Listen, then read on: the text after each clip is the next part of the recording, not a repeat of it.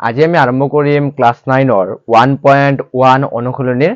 প্ৰথম নম্বৰ কোৱেশ্চনটো চোৱা প্ৰথম নম্বৰ কোৱেশ্চনটো কি কৈছে শূন্যটো পৰিমেয় সংখ্যা হয়নে আচ্ছা শূন্যটো আমাক পৰিমেয় সংখ্যা হয়নে ইয়াক p by q আৰ হিট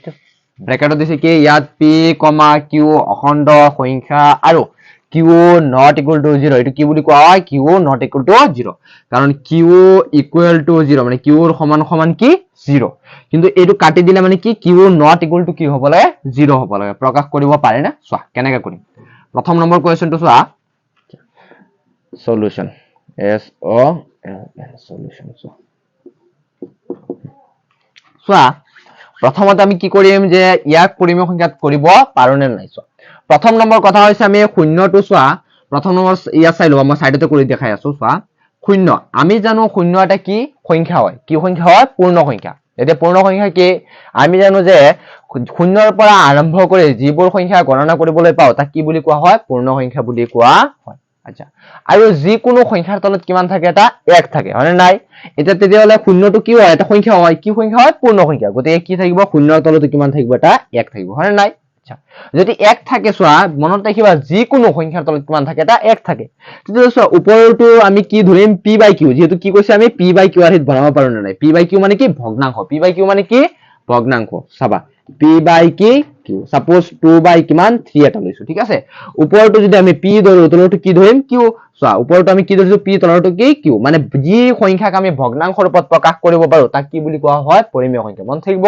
পৰিমেয় সংখ্যা কাক বোলে যি সংখ্যাক আমি p by q আৰ হিত প্ৰকাশ কৰিব পাৰি মানে ভগ্নাংশত বনাব এতিয়া চোৱা আমি 0 টো ভগ্নাংশত বনাব পাৰিছিল নাই কাৰণ 0 শূন্যটো ওপৰ আৰু 1 টো ক'ত আছে তলত গতিকে ওপৰটো যদি আমি p ধৰো তলটো কি আছে q সো আমি কি কৰিব পাৰিছো p by q আৰ হিত আমি কি কৰিব পাৰিছো প্ৰকাশ কৰিব পাৰিছো গতিকে শূন্যটো কি হয় এটা পৰিমেয় সংখ্যা হয় তেতিয়া লিখিব পাৰো হয় আছে লিখিব পাৰো যে হয়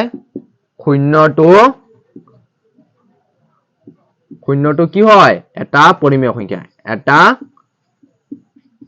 পৰিমেয় সংখ্যা ঠিক আছে আচ্ছা